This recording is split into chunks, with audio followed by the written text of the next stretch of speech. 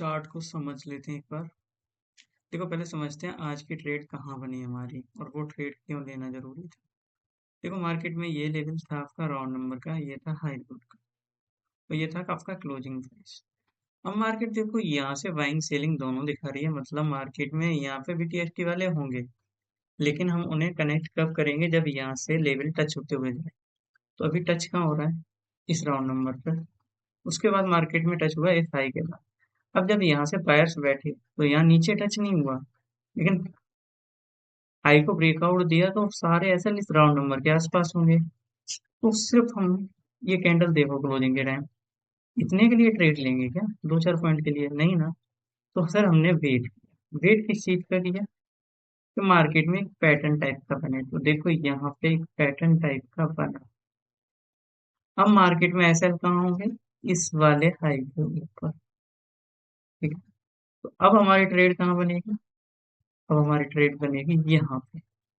Target क्या रहेगा आपका, ये जो हाई पैटर्न का लगाया था उसके ऊपर। तो ये हमारी ट्रेड थी जिसमें हमारा टारगेट मिला। सिंपल, आपको समझ में आ गया। आप समझते हैं आज कल मार्केट कैसे काम कर सकता है। जब यहाँ पे टारगेट मिला तो ऊपर कुछ ऐसा रहे नहीं, और ये देखो पैटर्न का ब्रेकआउट दिया तो सारे बायर्स आ गए। तो जो ये लो था, अब प्रीवियस डे की क्लोजिंग थी, मार्केट उसको निकालने नीचे आया। मार्केट ने निकाला, फिर से यहाँ पे एक कप एंड हैंडल टाइप का पैटर्न बना, या कह सकते हो डब्ल्यू पैटर्न बना। उसके बाद मार्केट ने उनको निकाला। अब यहाँ से परफेक्ट सपोर्ट लेते हुए मार्केट ने बायर्स को इन्वाइट किया, इसका ब्रेकआउट दिया और प्रीवियस डे हाई का भी ब्रेकआउट देकर बायर्स को इन्वाइट किया।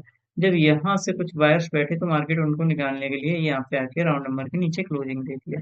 अब ऐसा हमारे पास कहाँ अवेलेबल होंगे, यहाँ पे अवेलेबल होंगे। ठीक है, यहाँ से सेलर्स आए तो यहाँ पे अवेलेबल होंगे।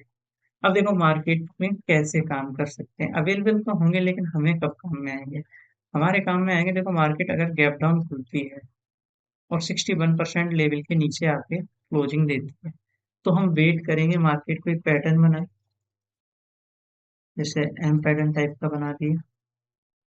तो हम सी साइड जाएंगे और इस पैटर्न के हाई तक अपना टारगेट रखेंगे। ठीक है, या फिर मार्केट थोड़ा सा गैप अप दे और यहाँ से होते हुए प्रीवियस डे हाई का ब्रेकआउट, तो यहाँ से हम सेलिंग साइड की तरफ जाएंगे, क्योंकि यहाँ से सेलर्स इन्वाइट हो रहे हैं तो ये हमारे लिए जरूरी लेवल हो जाएगा। इसका ब्रेकआउट करते हुए हम डाउन साइड की ट्रेड लेंगे, यहाँ से डाउन साइड की ट्रेड लेंगे, हमें अच्छे खासे पॉइंट मिल जाएंगे।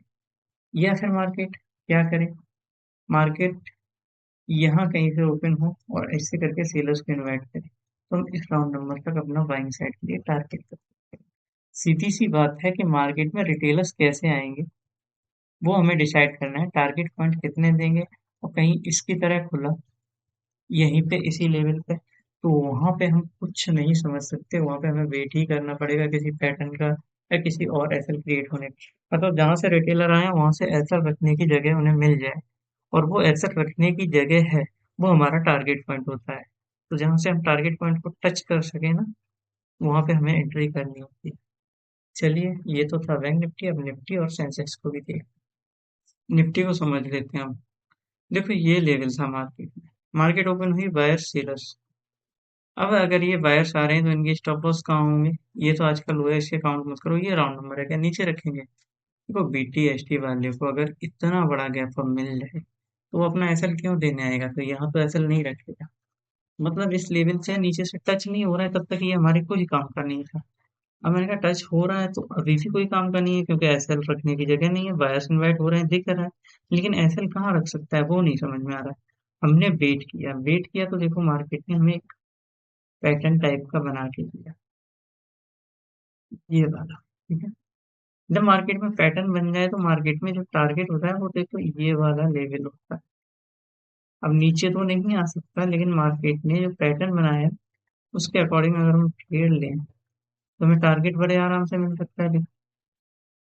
वही ट्रेड में हमें टारगेट मिला और मार्केट में हमारा टारगेट हिट हुआ। ठीक है, अब समझ लेते हैं आज की सिचुएशन। मार्केट देखो ये साइडवेज में मोमेंटम दिया, उसके बाद मार्केट यहाँ पे बायर की तरफ चला गया।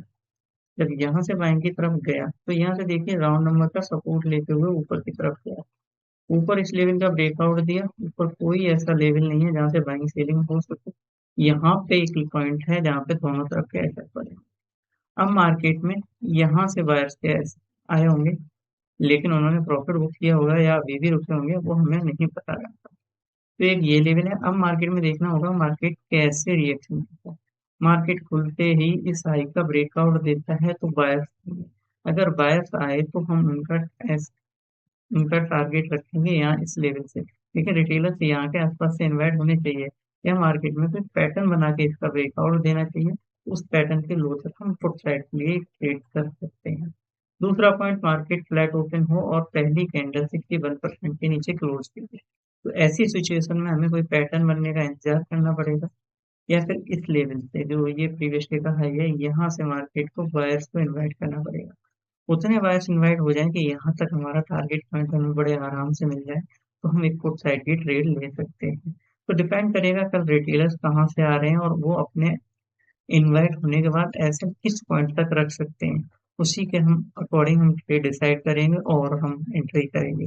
कंडीशन मैंने बता दी है, कैसे ओपनिंग होने के साथ साथ रिटेलर कैसे आएंगे उसके अकॉर्डिंग डिसाइड कर लेना। चलिए सेंसेक्स को भी समझ लेते हैं। देखो वही कंडीशन, मार्केट इस राउंड नंबर से और प्रीवियस डे हाई का ब्रेकआउट दे रही है। बायर्स को इनवाइट किया लेकिन वो ऐसा रखने की जगह इनके पास थी नहीं, तो हम वेट ही कर सकते थे। मार्केट ने एक कप एंड हैंडल टाइप का पैटर्न बनाया जिसका ब्रेक डाउन दिया, तो ये वाली कैंडल में हमारी एंट्री मिली। इस हाई के ऊपर हमारे टारगेट पॉइंट थे। देखो यहाँ तक 11 बजे तक मार्केट ने हमारा टारगेट पॉइंट दिया। उसके बाद मार्केट में साइडवेज मोमेंटम देखा। उसके बाद आखिरी में देखिए मार्केट ने यहाँ से थोड़े से सेलर्स को इन्वाइट किया, फिर सीधा ब्रेकआउट करते हुए ऊपर गई, फिर थोड़ा सा एम पैटर्न बनाया, इस राउंड नंबर का भी ब्रेकआउट करते हुए मार्केट सीधा ऊपर चली गई। और फिर यहाँ से सेलर्स को आए और इस राउंड नंबर का ब्रेकडाउन दिया। और मार्केट में अब देखो यहाँ पे भी टीएसपी वाले ऐसे होंगे, राउंड नंबर से कुछ नए सेलर्स आए उनके ऐसे होंगे, इस लेवल से जो बायर्स बैठे उनके भी ऐसे। लेकिन ये सब हमारे काम में तभी आएंगे जब मार्केट ओपनिंग होते ही क्या रिएक्ट करता है। अगर मार्केट ओपन होते ही 61% नीचे लेवल के नीचे खोल देता है, तो हम देखेंगे मार्केट में एस सेल कहाँ से क्रिएट करता है, रिटेलर्स कहाँ से इन्वाइट होते हैं।